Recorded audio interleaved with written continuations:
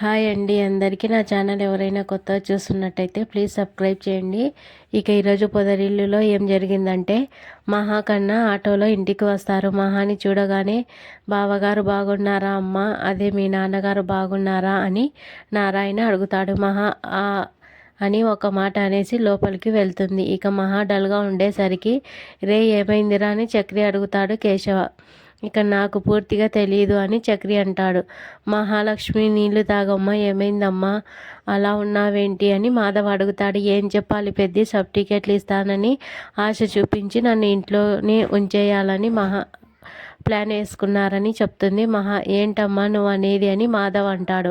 వాళ్ళకి నేను ఎప్పటికీ అర్థం కాను, నాకు మాత్రం వాళ్ళ గురించి పూర్తిగా అర్థమైంది. ఇన్నాళ్ళు నన్ను ఇంటికి రప్పించడానికి వాళ్ళకి ఏ దారి దొరకలేదు. ఇప్పుడు నా అంతటా నేనే సబ్ టికెట్లు అడిగేసరికి అవకాశం దొరికింది. మా వదినతో సహా అంతా ఒక్కరైపోయారు. చేయాలని చూశారు. మాటలతో చెప్పాలనుకున్నాను, వినకపోయేసరికి గదిలో పెట్టి లాక్ చేయాలనుకున్నారు.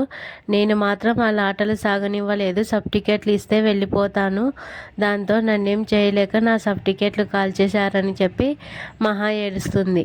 ఇన్నేళ్ళు కష్టపడి చదివిందంతా వాళ్ళే వాళ్ళ చేతులతో బూడిద చేశారా అని మాధవ అంటాడు. నా కలలు, నా ఆశలు అన్నీ కాల్చి బూడిద చేశారు. పైగా ఇంకా నన్ను ఆ పెళ్ళి కొడుక్కిచ్చి పెళ్లి చేయాలనుకుంటున్నారని మహా అంటుంది. వాళ్ళు ఎప్పటికీ మారరు. వాళ్ళ చేతులతో వాళ్ళు నీ గొంతు కోసి తర్వాత ఎప్పుడో తప్పు చేశామనుకుంటారు. మీరు వాళ్ళ మాట వినకుండా రావడమే మంచిదైంది. చదువుకున్న వాళ్ళైతే కదా, సంస్కారం తెలిసే వాళ్ళే కదా ఇలాంటి పని మా నాన్న కూడా చేయడని చక్రి అంటాడు. ఇక ఇన్నేళ్ళు నీ కష్టానికి కళ్ళ ముందే కాల్చేస్తుంటే మీ అమ్మగారైనా ఆపలేదా అని మాధవ్ అడుగుతాడు.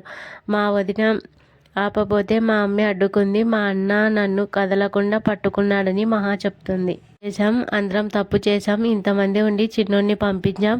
అసలు వాళ్ళు మనుషులేనా? ఎన్ని సంవత్సరాలు కష్టపడి చదివి ఉంటుంది, ఎన్ని రాత్రులు నిద్రమాని చదివి ఉంటుంది. జిల్లా ఫస్ట్ వచ్చిందంటే ఆ సర్టిఫికేట్లన్నీ కాల్చి పారేశారా? నేను ఉండుంటే అని కేశవ ఆవేశపడతాడు. ఇక కేశవ ఏంట్రా ఆవేశం అని మాధవ అంటాడు. నాకు అంతే ఆవేశం వచ్చింది, నేను ఊరుకోలేదు. ఒక్కొక్కరికి వార్నింగ్ ఇచ్చాను. సర్టిఫికేట్లు కాల్చేస్తే ఏంటి, నా గోల్ని కాల్చేశారు కదా, నేను ఎప్పటికైనా గొప్ప స్థానానికి వెళ్తానని ఛాలెంజ్ చేసి వచ్చానని మహా అంటుంది. మంచి పని చేశావు రే, మనమంతా తన వెనకాలే ఉన్నామని చెప్పు అంటూ చక్రి వైపు చూసి కేశవ వెళ్ళిపోతాడు. గదిలోకి వెళ్ళి మహా బాధపడుతుంది. దీంతో చక్రి వచ్చి ఓదారుస్తాడు. సబ్ టికెట్ల గురించి ఆలోచిస్తేనే బాధగా ఉంది, అన్నీ తగలబెట్టేశారని మహా అంటుంది. మీరు నన్నే ఇంత ఆడుకుంటున్నారు, వాళ్ళని ఎలా వదిలేశారని అడుగుతాడు. వదిలేశాను, ఒక్కొక్కరిని పేరు పేరున దులిపేసి వచ్చాను. సబ్ టికెట్లు లేకపోతే ఏంటి, నేను అనుకున్నది సాధించి చూపిస్తానని సవాల్ చేసి వచ్చాను. లేకపోతే సబ్ టికెట్లు కాల్చేస్తారా? అయినా వాళ్ళకి కాస్త కూడా రిగ్రెటేట్ లేదు. కూతురు భవిష్యత్తును కాల్చేసి భవిష్యత్తే లేదని ఎందుకు అనుకుంటున్నారు? నేనున్నాను కదా అంటాడు. మీరు నా భవిష్యత్తా? ఏం మాట్లాడుతున్నారు? అలా కాదు, మీ సబ్ టికెట్లు పోయాయని కంప్లైంట్ ఇచ్చి మళ్ళీ తెప్పించుకోవచ్చు కదా అంటాడు. ఎవరో ఇల్లు కాలిపోయి సబ్ టికెట్లు బూడిద పాలైతే అలాగే చేశారని చక్రి అంటాడు. అవును, నేను అప్లై చేయాలనుకుంటున్నాను అంటుంది. 1-2 నెలల్లో వచ్చేస్తాయండి, తర్వాత మీకు నచ్చిన ఉద్యోగం చేసుకోవచ్చు, సంతోషంగా ఉంటారు. మీ ఇంట్లో వాళ్ళంతా మా మహాలక్ష్మి అనుకుంటారని చక్రి అంటాడు. ఇక వాళ్ళు ఏమనుకుంటే నాకేంటి, నేను అనుకున్నది సాధించాలి. నాకు ఒక హెల్ప్ చేస్తావా? సబ్ టికెట్లు వచ్చే వరకు నాకు ఏదైనా ఉద్యోగం చూస్తావా అంటుంది. ఈ ఉద్యోగం తగలయ్యా, లేకపోతే ఏంటి మళ్ళీ మొదలు పెట్టిందని చక్రి తిట్టుకుంటాడు. ఇంకా ఏ జాబ్ అయినా పర్లేదు, ఖాళీగా ఉండకూడదు అంటుంది. ఏం కాదులేండి, మీ జాబ్ తగిన ఉద్యోగమే దొరుకుతుంది, ప్రశాంతంగా పడుకోండి అనేసి చక్రి వెళ్ళిపోతాడు. కాసేపటికి మహాకి వాయిస్ మెసేజ్ పెడుతుంది వదిన హారిక.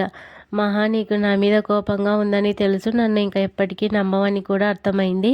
కానీ నువ్వు నన్ను నమ్మినా నమ్మకపోయినా నేను చెప్పాలనుకున్నది చెప్పకుండా ఉండలేను. నువ్వు సబ్ టికెట్లు అడిగావని అత్తయ్యతో చెప్పాను. అత్తయ్య నిన్ను రమ్మని చెప్పారు. అందరూ మళ్ళీ కలిసిపోతారని ఆశపడ్డాను, కానీ అందరూ కలిసి ఇలా చేశారని నేను ఊహించలేదు. నీ సబ్ టికెట్లు కాల్ చేసి అమానుషం. నేను నీకు మంచి చేయాలని అనుకున్నాను, కానీ ఇలా జరిగిపోయింది. ఐఎమ్ సారీ మహా అని అందులో ఉంటుంది. ఇక ఇంతలో తన భుజం మీద సడన్గా వచ్చి గాయత్రి చేయి వేసేసరికి మహా ఉలిక్కి పడుతుంది. సారీ నేనే అంటుంది. మీ ఊరిలో పలకరింపు ఇలా కూడా ఉంటుందా అని మహా అంటుంది. సారీ కోపం వచ్చిందని గాయత్రి అడిగితే పర్లేదు, అయినా ఈ టైంకి వచ్చావేంటి అని అడుగుతుంది మహా. 2 కారణాలున్నాయి. ఒకటి, టైంకి మా అమ్మ సీరియల్ చూస్తుంది, దొంగోడు వచ్చినా లేవదు, అందులో మునిగిపోతుందని గాయత్రి అంటుంటే మహా నవ్వుతుంది. రెండోది, మా బావ ఇదే టైంకి ఇంటికి వస్తాడు కదా అందుకు అని సిగ్గుపడుతుంది. అర్థమైందిలే, మీరు పెద్దిని మాత్రమే కలవటానికి వస్తారా అని మహా అడుగుతుంది. నిజం చెప్పాలంటే మా బావని మాత్రమే కలవాలని వస్తాను, కానీ ఇక్కడికి వస్తే నాకు చాలా ప్రశాంతంగా అనిపిస్తుంది. చిన్నప్పుడు అందరం కలిసి ఇక్కడే ఆడుకునే వాళ్ళం. మా మామయ్యకి పైకి అలా కనిపిస్తాడు, నన్ను కోడలుగా చేసుకోవడాలని ఎప్పటి నుంచో ఉంది. కేశవ్ పైకి కోపంగా కనిపిస్తాడు, కానీ చాలా మంచోడు. చక్రి నాకంటే పెద్దోడా చిన్నోడా అనేది తెలీదు, కానీ ఎవరైనా ఇష్టపడితే ఆ ఇష్టం ఎప్పటికీ మారదు. ఇప్పుడు మీరు ఇంటికి రావడం నాకు చాలా సంతోషంగా ఉంది. ఇంట్లో కూడా ఇప్పుడు కలకల కూడా కనబడుతుంది. అవును, మీరు బాగా చదువుకున్నారంట కదా, జాబ్ చేయాలని లేదా అని గాయత్రి అడుగుతుంది. అయితే వీళ్ళ మాటలు చక్రి చాటుగా వింటూ ఉంటాడు. అమ్మో, మళ్ళీ ఇది జాబ్ గుర్తు చేస్తుందని తిట్టుకుంటాడు. ఇక ట్రై చేస్తున్నానని మహా అంటుంది. నీకు ధైర్యం ఎక్కువే, నీలో సగం ధైర్యం నాకున్న బావకి నేను ఎప్పుడో పెళ్ళి చేసుకునేదాన్ని. అవును, ఆ బండోడితో ఏం చూసి ఇష్టపడ్డావని గాయత్రి అడుగుతుంది. ఇక బండోడేంటి, సర్లే మహాలక్ష్మి నా గురించి ఏం చెప్తుందో విందామని చక్రి అనుకుంటాడు. మహా సైలెంట్గా ఉండేసరికి ప్రేమ పుట్టడానికి కారణాలే అవసరం లేదు. నేను మాత్రం చిన్నప్పటి నుంచి మాధవ్ బావని ఇష్టపడుతున్నాను. అవును, ఎప్పుడు చూసినా డ్రెస్లోనే కనిపిస్తావు, నైట్ డ్రెస్సులు నైటీలు ఏం తెచ్చుకోలేదా అని గాయత్రి అడుగుతుంది. లేదు, వచ్చేటప్పుడు మర్చిపోయాను అంటుంది. మర్చిపోతే మీ ఆయనతో చెప్పి తెప్పించుకోవచ్చు కదా అంటే మా ఆయన అని మహా కన్ఫ్యూజ్ అవుతుంది. ఆ మగుడిని ఏమంటారు మరి. సర్లే, ఇప్పుడు మనం ఫ్రెండ్స్ కదా, మన ఇద్దరం కలిసి కొందాం అంటుంది. ఇక అలాగే అని మహా అంటుంది. నువ్వు కొనడం ఏంటి, వాళ్ళ ఆయన ఉన్నాడు కదా, వాళ్ళ ఆయన కొంటాడని చక్రి మురిసిపోతాడు. ఇక ఉదయం కాగానే సేమ్ మళ్ళీ చక్రి కేశవ కన్నా బారెడు పొద్దెక్కినా లేవపోయేసరికి మహాకి కోపం వస్తుంది. ఇక వెంటనే కంచం మీద గరిటెతో కొడుతూ లేవండి లేవండి అని గోల చేస్తుంది. ఇక మహాని చూడగానే కేశవ్ టక్కున లేచి లోపలికి వెళ్ళిపోతాడు. ఆ స్వర్ణయుగం పోయింది, ఈ మహాయుగం వచ్చింది, గుర్తు పెట్టుకోండి అంటూ సరదాగా ముగ్గురికి వార్నింగ్ ఇస్తుంది. ఇక తర్వాత ఆరుబయట ముగ్గేస్తుంది మహా. అయ్యో, నన్ను బీడీలు మానేమంటుందేమో అని మహాని చూసి లోపలికి వెళ్ళిపోతాడు నారాయణ. మనకి అమ్మ ఉంటే ఇల్లు ఇలాగే ఉంటుందా అని కేశవ్తో అంటాడు మాధవ. ఇంకా మహా అందంగా ముగ్గేసి లోపలికి వెళ్తుంది. అయితే నారాయణ చూసుకోకుండా బీడీ కాల్చేసి ముగ్గు మీద పడేస్తాడు. అయ్యో, కోడలి పిల్ల వేసిన ముగ్గు మీద బీడీ పడేశాని అని చూసి కాలితో తీద్దామని ట్రై చేస్తాడు.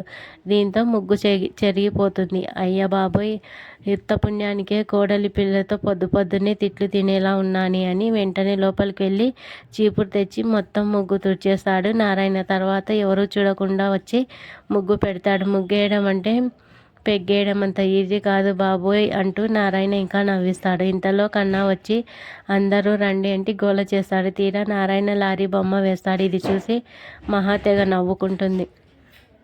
ఇక అందరూ లోపలికి రాగానే మహా, నేను టీ పెడతా ఈరోజు అంటుంది. ఈ మాట వినగానే అమ్మో అంటూ ఫోన్ వచ్చినట్లుగా యాక్ట్ చేసి కేశవ్ బయటికి వెళ్ళిపోదాం అనుకుంటాడు. కానీ మహా అడ్డుపడి టీ తాగే వెళ్ళాలని బెదిరిస్తుంది. ఇక పెద్దిని తీసుకొని కిచెన్లోకి వెళ్తుంది.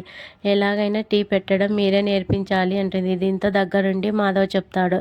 ఇక మహాని చూసి కేశవ్ ఒక మాట అంటాడు. అన్నీ బాగున్నాయి, కానీ అలాంటి అమ్మాయి నిన్ను ఎలా సెలెక్ట్ చేసిందో మాత్రం అర్థం కాలేదురా. రే, ఏ మాయ చేసి మాయ మాటలు చెప్పి అంత మంచి అమ్మాయిని మోసం చేశావని చక్రితో అంటాడు. అందరూ టీ తాగి బ్రహ్మాండంగా ఉంది అంటారు. ఇక కేశవ్ మాత్రం భయపడతాడు. దీంతో కేశవ్ గిఫ్ట్ ఇచ్చిన కప్పు చూపిస్తే ఇది ఎవరు గిఫ్ట్గా ఇచ్చారు, నేను ఇందులోనే టీ తాగుతున్నాను, కానీ ఇచ్చిన వాళ్ళు మాత్రం నేను పెట్టిన టీ తాగట్లేదు, నా టీని అనుమానిస్తున్నానని మహా అంటుంది. దీంతో కేశవ్ టీ తాగుతాడు. ఎలా ఉంది అని అడిగితే బాగుంది అంటాడు. ఇక కాసేపటికి తన ఫ్రెండ్కి కలుస్తాడు చక్రి. ఇలా పెళ్లి చేసుకున్నావు, కనీసం నన్ను కూడా పిలవలేదు అని అడుగుతాడు. అసలు జరుగుతుందని నాకే తెలియదురా అని స్టోరీ చెప్తాడు. ఇక రే, నాకు ఒక చిన్న హెల్ప్ కావాలి, నీకు కన్స్ట్రక్షన్ కంపెనీ ఉంది కదా, నా వైఫ్కి ఒక జాబ్ ఇప్పిస్తారా అని చక్రి అడుగుతాడు. కానీ ఇప్పుడు ఖాళీ లేవరా, కుదరదని చెప్తాడు. అయినా కానీ చక్రి బతిమిలాడి కనీసం ఒక ఫేక్ ఇంటర్వ్యూ అయినా పెట్టించరా అని బతిమాలతాడు. దీంతో ఫ్రెండ్స్ సరేనని అంటాను. ఇక్కడితో ఎపిసోడ్ పూర్తవుతుంది.